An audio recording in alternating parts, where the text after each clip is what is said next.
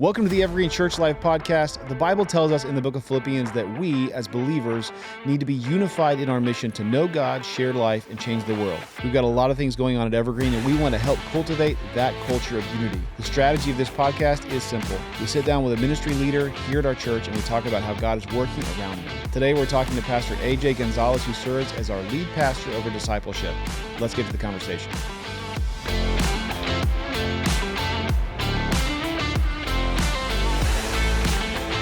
Thank you again for joining us on the Evergreen Church Life podcast.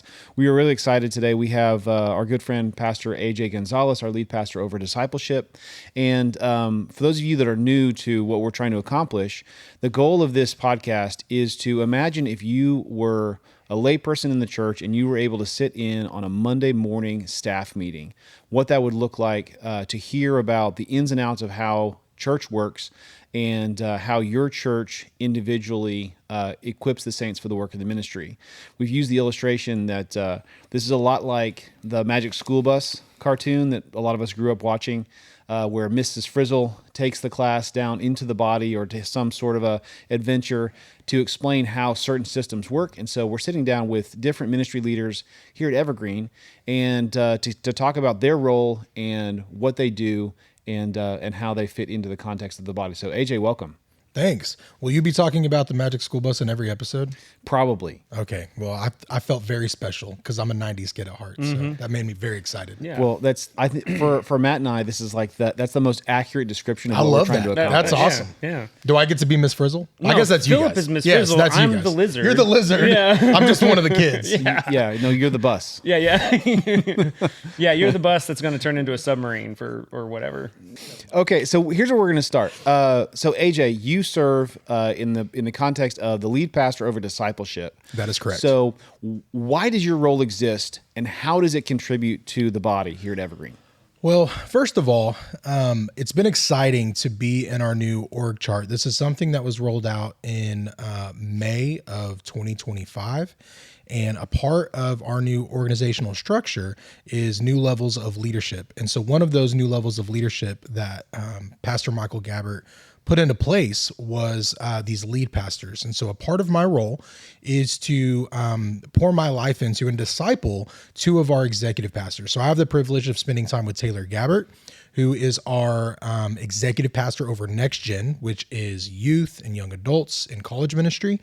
And then I also get to disciple and invest in the life of Pastor Zach Dietz, who is our executive pastor over all things creative, things like communications and worship and live production and those things. And so being able to spend time with those guys who are leading some very important departments within our church and very important ministries within our church is a big part of what I do.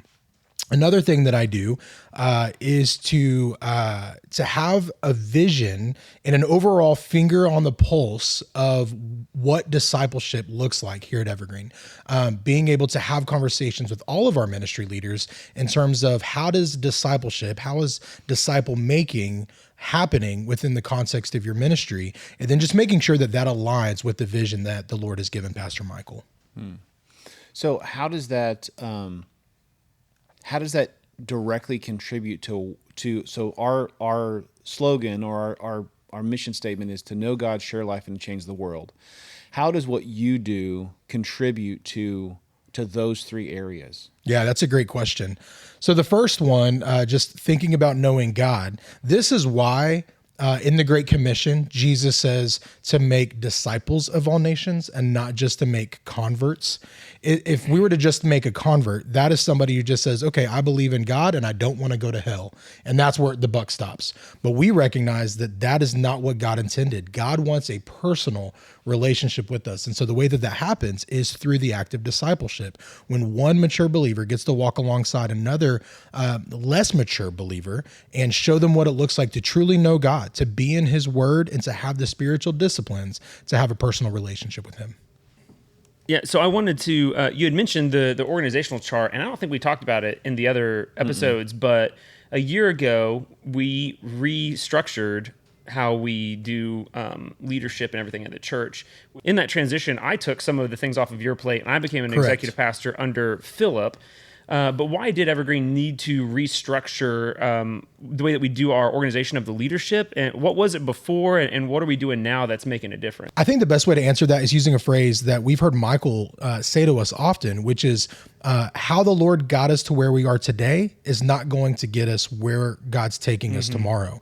And so recognizing that the way that our structure was set up to take us from, at least from the 12 years I've been here, from the 400 people to the 1,700 people, that same structure was not going to be the best strategy for us to make sure that we get to make disciples and equip the saints for the work of the ministry. And so it was important for us to begin to balance ministry a little bit better in terms of responsibilities, in terms of investment and leadership and all of those things. So to kind of break that down, the way that that looks like is Michael has set up 3 lead pastors who serve under him, and each of those lead pastors are to oversee and lead and invest their lives into 2 executives.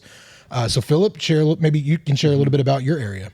Yeah, so I'm the lead pastor over leadership. So I oversee the equipping and the deployment aspects of what we do in ministry here at Evergreen. So on the equipping side, that's Matt's role as the executive pastor over community. So he oversees life groups and Sunday school classes and a lot of the internal development pieces of our life here at Evergreen. On the other side, my other executive is Justin McKenzie, and he oversees our missions department, and that's more deploying people. So that's domestic missions, international missions, and then in addition to that, in the equipping role, I'm the dean of our Evergreen Institute. I'm the founder of the Evergreen Institute, and I oversee like the teaching development component of our church. And we're going to talk to Pastor Scott in the next episode about his role and how he serves as our lead pastor over administration. That's right. No, as our pastor of administration, he oversees the operations area, which is led by our executive director of operations, which is Daniel Schlegel. And then he also oversees family life as he helps guide and lead Christina Linson, who's our executive director over family life, which is preschool through 6th grade. And so for me, again, getting the privilege to oversee discipleship and just what it looks like to take an Evergreen member from the moment of salvation and then continually growing them in their maturity with Christ. It's such a blessing. So you mentioned this earlier about the knowing God portion.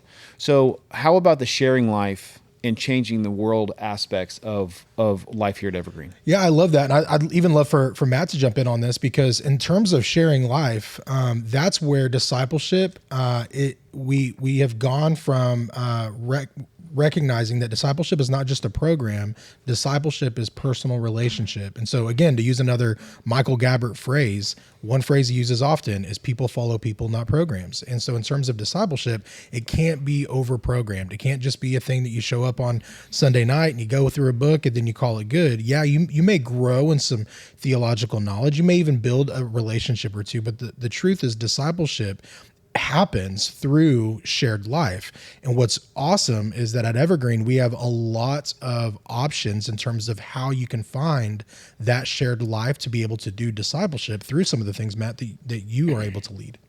Yeah, with the Sunday school and life groups, and even beyond that, where we're developing more opportunities for people to do life on life type of stuff. And it's not just, the normal evangelical buzzwords of, we're doing life or whatever, but those are the systems and opportunities where people get to live out iron sharpening iron. And that's one of the main ways that I believe the Lord wants us to grow. Because if the greatest commandment is to love God and then to love people, like the second is like it, Jesus couldn't give you just love God without saying, but this is also equally as important. Because if you don't love well the people created in God's image who are part of the family of God, then you're not really loving God. Because God loves people. Yeah. And so in order to do that, you need to be in community, and you need to be in various sizes and levels and frequency of community. And so we, because people follow people and not programs, we're not just saying, oh, here's a curriculum, like walk through this. Now you're a disciple. You got your, certificate. But discipleship is a everyday, daily thing. And whether that be in large groups or small groups or one-on-one, we create opportunities and we encourage those opportunities even to multiply. One of our longest standing ministries is the men's prayer breakfast. And there's countless stories of guys who sat with the same group of dudes on a regular basis to where then after a while they're like, man, the way you love your family, I want to know more of that. Can we meet for coffee? And then it becomes a regular discipleship type of thing. And that's an organic thing. But even in the organic nature of being connected with other people in the church, it's still people are following people and not programs. We're not giving them a checklist of, oh, you need to talk to this many people in order for you to be an effective disciple.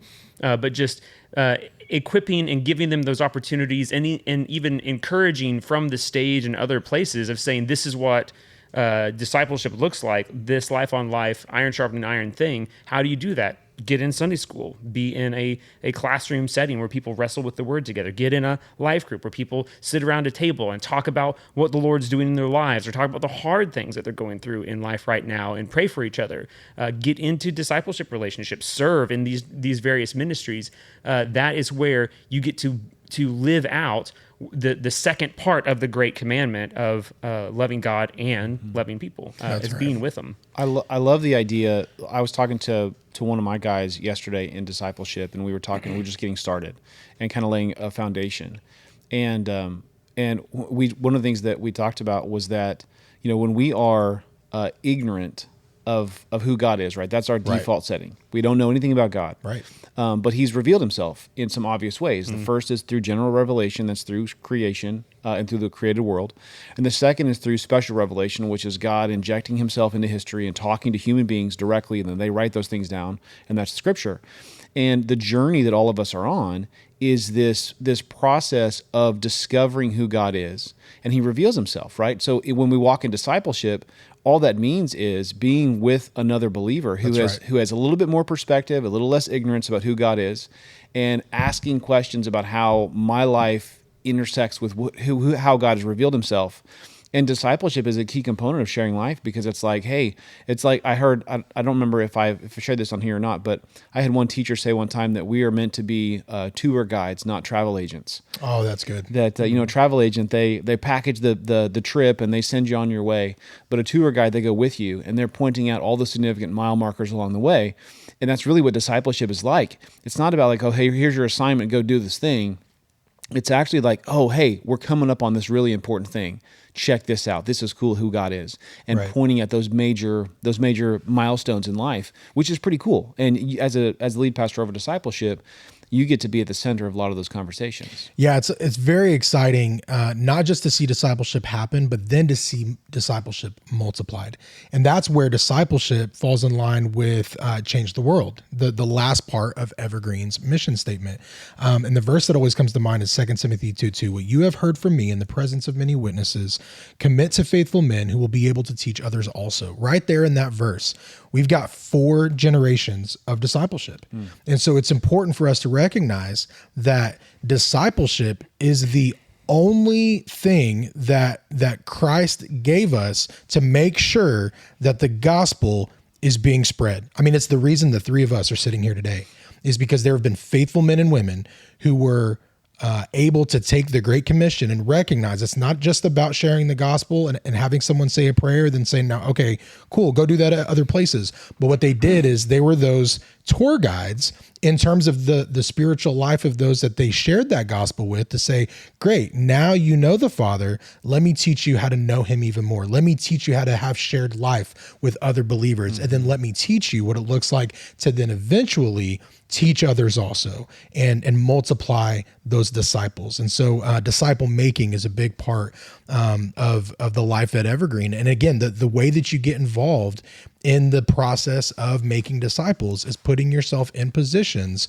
to be able to have those relationships. Now, a lot of times it should be discipler and disciplee, but there's also small, like Matt talked about, there's small groups that meet together where one person may be discipling 2 or 3 people.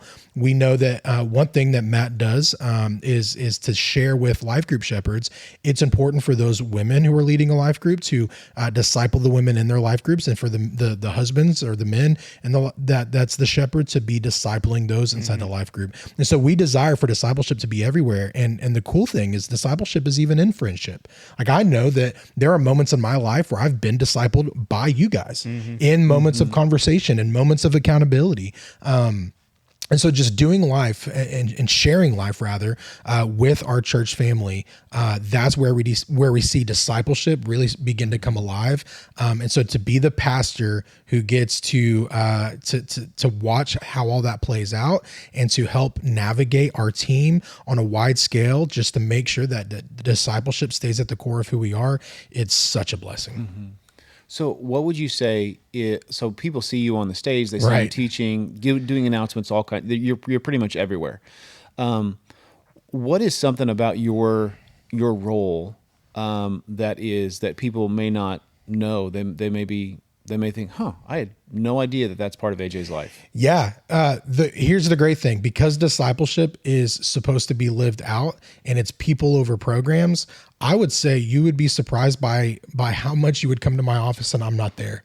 And it's not because I'm not at work. I'm not surprised. Yeah, because right. It's not because I'm not at work. It's because what discipleship looks like, it's about meeting with people over programs. And so I think people would be surprised by how often I find myself sitting down with others, whether that's to do discipleship or to teach discipleship or to do leadership, to show our staff members how to apply discipleship and so on. So it's not necessarily like you're sitting down at a computer and you're trucking away at writing a curriculum or writing a program. Those things happen. We write lessons. We write things and resources that we give to our church. But the amount of times our staff members and our pastors are actually spending with people, I do think people would be surprised by that.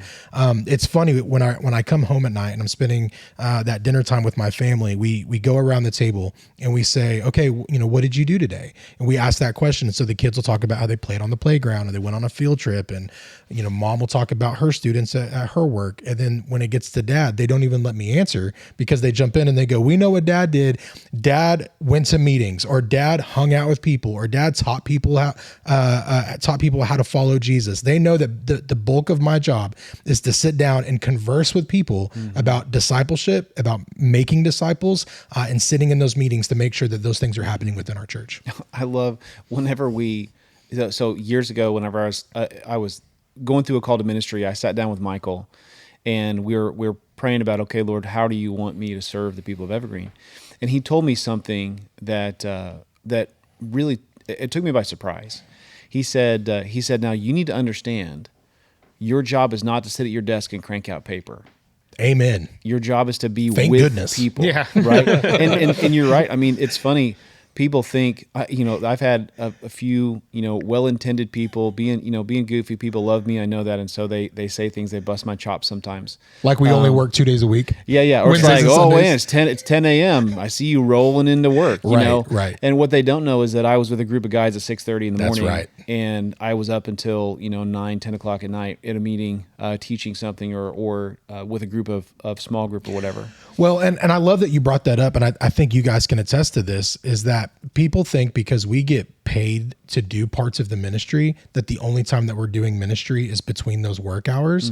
But I know for me, and I know your lives, and so I know the same thing is true for you, is that there are so many of our discipleship relationships and meetings that actually happen outside the work hours. And the reason that we are intentionally doing that is because, number one, we don't just get paid to hang out with people, right? But number two is that whether or not we were pastors, we know that as sons of the Father who gave us a command to make disciples, that has to be something that we do. And so I love that, there's evenings throughout the week where discipleship happens in our home, whether it's a young lady that comes over to spend time with Ashley, or Ashley goes to a coffee shop to meet with somebody while somebody comes to the house to meet with me. We do those outside of the work hours because that's what we're expecting our people to do. Many of our people have 9-to-5 jobs, and yet we still expect them to be in life group and to be in Sunday school and to be making disciples. So if we want them to make those sacrifices, to do the things that the Lord has commanded them to do, we should be living that out ourselves. Yeah. So when you're saying outside of work hours, you mean like what people assume of 9 to 5. Like we don't sit in our office from 9 to 5 and just study or just meet with people then, because our people they also have, most of them, 9 to 5 type jobs. That's right. And so like right now, like Keith and I are over the newlywed Sunday school class. So we do a lot of premarital counseling. When we do a lot of it at 8:30, when we send our kids to bed. That's right. And then we have a young couple at our house. That's right. Some of them have flexible schedules, and we might get to meet early in the day at like 10 o'clock or something at a coffee shop. But a lot of times it's late at night because we work around other people's schedules. And, the Lord has called us to serve people vocationally. But those people also have their own vocations. And so we make ourselves available. And that's part of the discipleship. The discipleship, of our people. Of actually spending time. It's an investment. Like discipleship is an investment. It's not just a program, as we already said, that you go check off a box on, but you are investing your time and your resources with the Lord's people, and it's really special. Like when you get it going, it's super special. But one thing that, as I was sitting here thinking about what you guys are talking about, but you two in particular, when we're talking about discipleship and changing the world, you two guys also work together with our residents at the church. And that's a discipleship thing. That's a prepping the saints for the work of the ministry, or equipping the saints for the work of the ministry. That's you guys preparing to change the world more broadly than just Evergreen alone. Why don't you talk a little bit about what that is? Yeah, once I stepped out of student ministry and I started to figure out what it meant to be a discipleship pastor, Michael came to me and we began to explore what it would look like for us to have a ministry residency here at Evergreen. And the purpose of that is because we believe that God has given us the bandwidth and the resources to really begin to invest in the next generation of ministry leaders, the next generation of missionaries and pastors and so on. And so we've built this residency where it's tempting to say young people, but there's been in each of our years so far, there's been people that have come in and joined the residency who are married and with children and exploring their call to ministry in their life. In their 30s? In their 30s, that's right. And so the point of the residency is we take somebody who believes that God has given them a calling beyond just being a faithful follower of Jesus Christ, but that God may be calling them to more than that. And so they come into our residency and they begin to become equipped in what it looks like to be a minister or a pastor in the ministry. And so they go through many of our residency classes that Pastor Philip leads, in our institute classes. And then we've also built a handful of classes that are specific to the residency that unpacks what it looks like to be a minister of the gospel or to be a pastor. And so we walk them through that. But here's the really great thing that I love about our residency. Yes, they go through those classes. Yes, they work alongside a staff member to learn what the day in and day out of ministry looks like. But one thing that is pivotal to our residency is that we require every one of our residents to be in a discipleship relationship. And so they have to have someone that is helping them grow in their walk with the Lord. Someone that is checking up on their spirit, because the residency can be brutal. I mean, on Mondays, they're sitting in classes for 8 hours straight, just consuming information.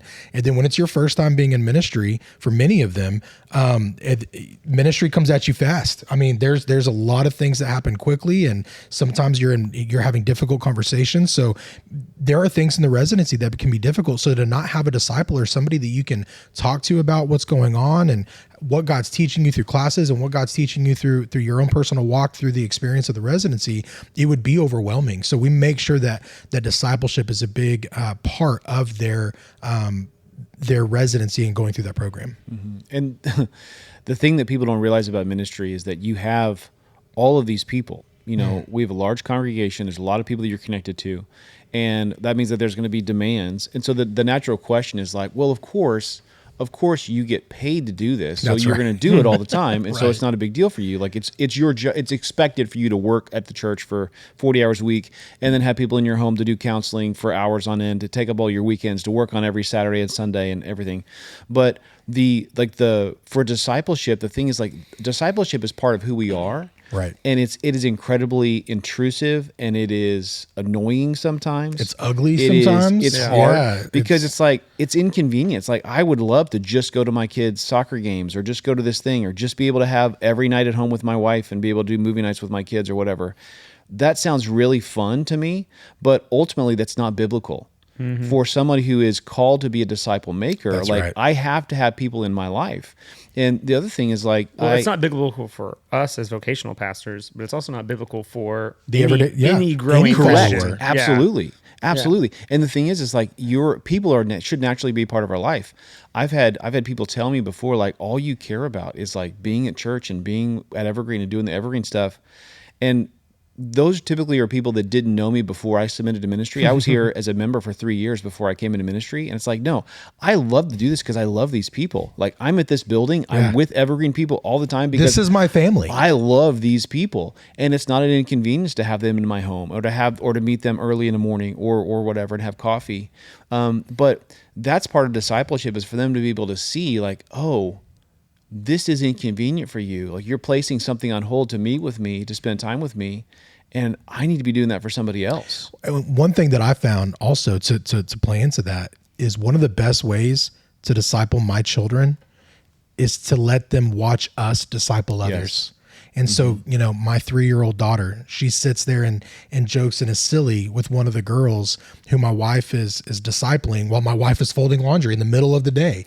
But what's cool is they're talking about real life things, and they're talking about that young lady's walk with the Lord. And Gabby is listening to those conversations.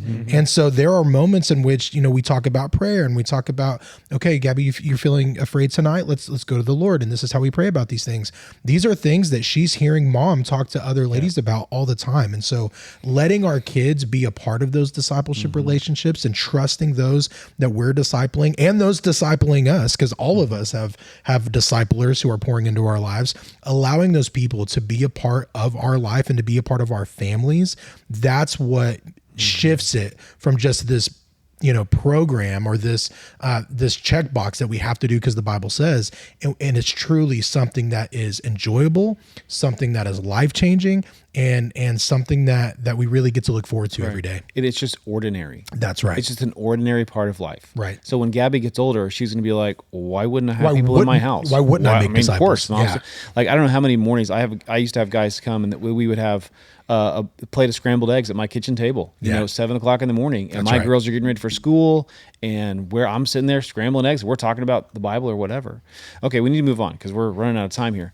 AJ, if your role was to, not necessarily you, because obviously the Lord would rise up somebody else to be in that position, but if the position of pastor over discipleship was to disappear tomorrow, what would that do to the church? How would that impact the church?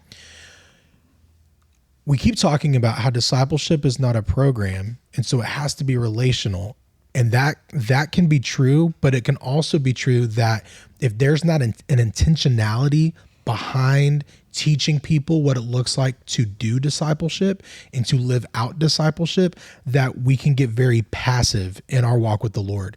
And so I think if there wasn't someone who is being intentional to make sure that disciple making is happening within the church, not necessarily that discipleship would disappear, but it could become either accidental instead of intentional. And over time, I think what we would see is less multiplication and actually fewer people investing in others. And then really our track record of making disciples really begins to slow down. Church growth then begins to slow down. Healthy marriages then begin to slow down. Passing on the faith from generation to generation begins to slow down, because discipleship is such an important part of our walk with Christ. Again, it is the number one tool. That's why the Great Commission says make disciples, is because it is the number one way that we spread the gospel from generation to generation and throughout cities and throughout the country and throughout the world is through the act of discipleship. So if there's no intentionality behind discipleship, people talking about it and teaching it and showing others how to do it, then I think what that does is it slows down the gospel and we become very passive in our walk with the Lord. Okay, so with your role being over discipleship, you've actually been in some capacity even before our organizational shift. That was your bread and butter for the most part. Even while you were a youth pastor and all that, what was your history with discipleship and why it became an essential part of how the Lord has used you in ministry in all of the roles that you've been in here at Evergreen? Yeah, when I came to know the Lord, there was not someone coming alongside me showing me how to mature in my walk with Christ. And I actually accepted a call to ministry, worked in my first church, worked in my second church, and then began working here at my third church before I ever had a true discipler. So then our discipleship pastor at the time, Nick Dyer, began to see something in me where the Lord led him to begin to disciple me. And so as we began our discipleship relationship and I began to recognize everything that the Lord used through that relationship to prepare me for fatherhood. When Nick and I started discipleship, I was not a father yet. So there was so much about that prepared me for fatherhood. It taught me how to be a better husband. At no point when Michael hired me, did he ever tell me I'd have to go back to school? At no point did Nick guilt me as a discipler that I should go back and continue my education. But through discipleship and growing in my walk with the Lord, I was motivated to be the best version of me that I could possibly be to make an impact for the kingdom. And so through the work of the Holy Spirit, because of discipleship, I found myself actually going back to school, something I thought I'd never do. And so I went back and got 2 degrees. And again, I don't say that to pride myself. I say that because discipleship was so life-changing for me that it pressed me forward in my personal walk with the Lord, in my marriage, in my preparation as a father, in my education, and in what God's done in my pastoral career. None of those things would be where they are today if it wasn't for discipleship. So when I finally really caught the bug, I knew that this is something I wanted to be a part of for the rest of my life. And so we began to build that in our student ministry when I was a student pastor here. And when that became a part of the culture of our student ministry, I think that's what the Lord used in the leadership of Evergreen to go, okay, I think we found the guy who is going to take on the role of discipleship when Nick then transitions to our pastor of biblical counseling. I knew that the reason that they had called me up to take over discipleship is because God truly gave me a passion for it, and all of that derived from how life-changing it was in my personal walk. Yeah. AJ, if you were to say anything, so within your ministry role, if you were to say anything to the people of Evergreen, what would you say? I'm no different than you. I'm an ugly, dirty sinner, and I need the grace of the Lord every day. But one of the greatest ways that the Lord continues to sanctify me is through discipleship relationships, through community, through shared life. So as you are going through life every day, don't get too busy to make discipleship and church a major part of your life. Lean into relationships, lean into going to Sunday school, serving in the church, being in a life group, because those things are absolutely life-changing. And through those things, you can find intentional discipleship, which will absolutely be life-changing for you to be the man or the woman that God has called you to be. I love that. Well, AJ, thanks for sharing with us today. We'll be praying for you, and we encourage the church to pray along with us as you lead us in knowing God, sharing life, and changing the world. Well, Pastor AJ, we're going to leave it right there. I appreciate you and your time. Thank you. We exist to empower our congregation to make a tangible difference in our local context. That means moving beyond just attending into truly knowing God, sharing life, and changing the world. So whether you're part of our family or just joining us from afar off, we want to challenge you to live out your calling more deeply. Discover our vision and join the mission at evergreenbc.org. We'll see you next time.